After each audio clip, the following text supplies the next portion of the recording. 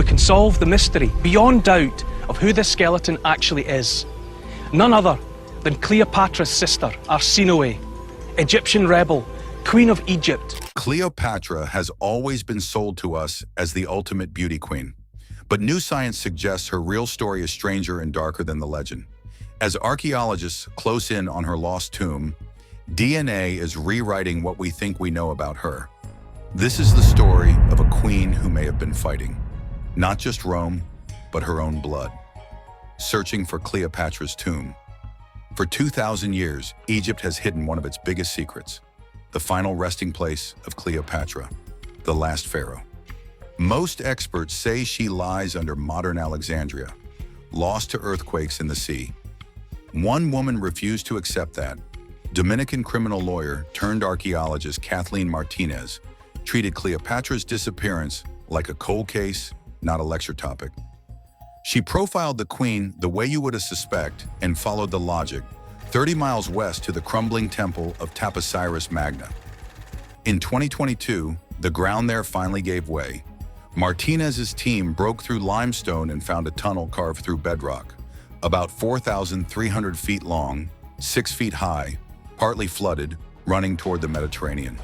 Engineers call it a geometric miracle, an underground masterpiece comparable to legendary ancient tunnels. No one builds a mile-long passage 40 feet down into unstable rock for a minor shrine. The nearby remains of a sunken port suggest this was once a major hub, not an isolated temple. Martinez believes this complex was designed to hide Cleopatra from Rome itself. The queen feared not just death, but the humiliation of being paraded in chains by Octavian. She wanted to be buried with Mark Antony and to be remembered as the living Isis, in a tomb no conqueror could defile. She may have chosen a sanctuary beneath a coastal temple that could be reached from sea yet remain invisible from land. Martinez thinks she has found the front door, the Golden Tongues. Inside the complex, her team found a chilling clue. 16 rock-cut tombs holding mummies with gold foil in their mouths where tongues should have been. These golden tongue amulets were meant to let the dead speak to Osiris in the afterlife, to plead their case with golden eloquence. Finding so many in one sacred site suggests more than random burials. Martinez believes these were Cleopatra's people, courtiers and inner circle, buried with the power to speak to the god, perhaps to announce their queen's arrival. That would make this place not just a cemetery, but a royal reception hall in the underworld, a necropolis preparing for one final, extraordinary burial. If the court is here, she argues, the queen cannot be far. While Martinez inches toward the possible resting place of Cleopatra, herself another skeleton, once promised to reveal the queen's DNA, and instead shattered one of the most famous theories about her identity. To understand the dead of Taposiris, Magna, we first have to look at the dead of Ephesus and at Cleopatra's ruthlessness. Cleopatra's little sister Arsinoe IV was her greatest rival. When Cleopatra was exiled, Arsinoe took the throne. When Julius Caesar arrived, Arsinoe led the forces against him and even trapped him in the palace. Captured and taken to Rome. In chains, she won the crowd's sympathy and was spared, exiled instead to the Temple of Artemis in Ephesus, in today's Turkey. She believed the sacred ground would protect her. In 41 BCE, Cleopatra persuaded Mark Antony to break that taboo. Assassins dragged Arsinoe from the temple steps and killed her, in a scandal that shocked the ancient world. For modern scholars, it fixed a crime scene on the map. In the early 1900s, archaeologists in Ephesus uncovered an unusual octagonal tomb. Inside lay the skeleton of a young person. The date, place, and age seemed to fit Arsinoe. If so, these bones could reveal Cleopatra's own genetic code, her ancestry, health, and lineage. Early DNA tests failed because the remains had been handled too often, and for decades, the theory rested almost entirely on skull measurements and the octagon's symbolic link to Alexandria's famous lighthouse. That was enough for some researchers to build an enormous claim on very fragile evidence, the African hypothesis. The tomb's octagonal shape was seen as a deliberate reference to the pharaohs. Lighthouse, a stone fingerprint pointing back to the Ptolemaic court.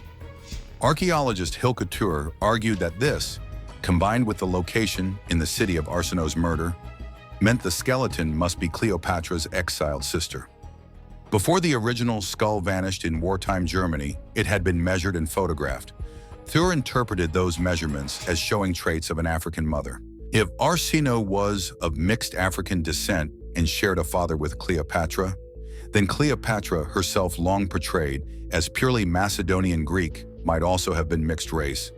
This idea meshed with earlier writers like J.A. Rogers and Cheikh Anta Diop, who argued that Egypt's past had been whitewashed, and it echoed in modern pop culture, including a 2023 docuseries that cast a black actress as Cleopatra.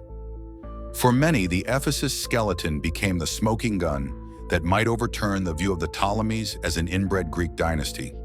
The skull had been lost, then rediscovered in a university archive in 2022. Imaging and re-examination were needed before any firm claims could stand. When a new study finally arrived in 2025, it did not simply adjust the theory. It blew it apart. The cracked mirror. The University of Vienna team, led by Gerhard Weber, used micro-CT scans to create a precise digital model of the skull and drilled into the dense petrous bone to extract preserved DNA. Published in 2025, the results told a very different story. The skeleton was not a woman, not Egyptian, and not Cleopatra's sister. It was an adolescent boy, about 11 to 14, with a Y chromosome and genetic markers pointing to Italy or Sardinia. The scans revealed severe deformities, a twisted, asymmetrical skull, stunted jaw, and signs of conditions like Treacher-Collins syndrome or extreme rickets. This was not a healthy royal rival, but a child with a face reshaped by illness and mutation. The tomb itself seems to have been a hero's shrine for a semi-divine figure. Why a sickly Italian boy received such a prestigious burial remains a mystery. Perhaps he was a scapegoat, a sacrifice, or a hidden illegitimate child of some powerful line, honored yet hidden far from home. Whatever the truth, one thing is clear. This skeleton cannot prove anything about Cleopatra's ancestry. The supposed physical proof of an African mother in this tomb was a mirage built on sparse data, wishful thinking, and misidentification. So we are pushed back from the bones to the texts, coins, and family history, and that history is darker than any single debate over skin color. Cleopatra's dynasty was a genetic experiment gone wrong. The Ptolemies were Greek rulers of Egypt, obsessed with keeping power and blood contained. They practiced extreme pedigree collapse. Instead of family branches spreading outward, they folded back in. Siblings and close relatives married each other for generations. Ptolemy XII and Cleopatra V were likely full brother and sister.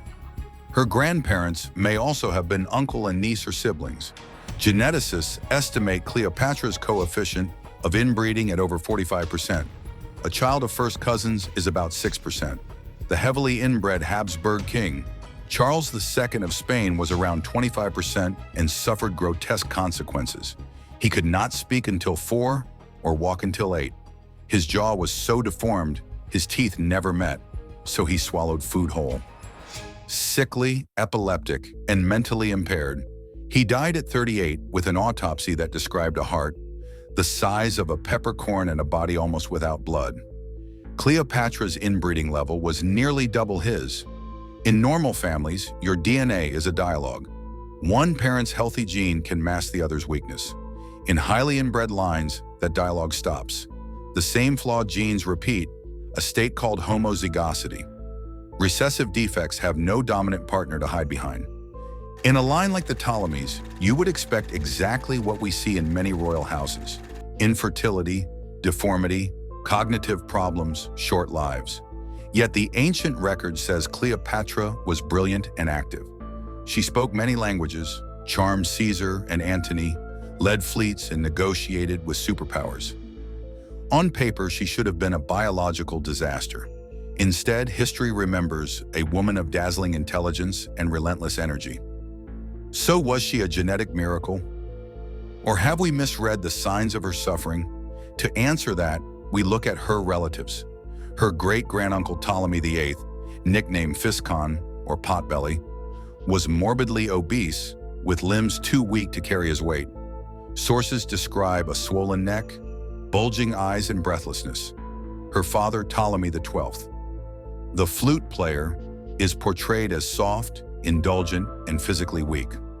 Modern medical historians see in these accounts a pattern of inherited metabolic disease, possible multi-organ fibrosis, and, most strikingly, symptoms of Graves' disease, an autoimmune thyroid disorder causing a goiter and protruding eyes. Graves' disease does not just change appearance, it alters behavior. It floods the body with thyroid hormone, producing manic energy, rapid speech, insomnia, and impulsive risk-taking. Cleopatra's legendary stamina, working late, constant movement, high-stakes decisions may have been more than charisma. For now the tunnel is quiet, the sequencers are idle, and the last pharaoh keeps her secrets in the rock beneath the Mediterranean coast. Thanks for watching. Don't forget to subscribe to Epoch Dive for more amazing documentaries.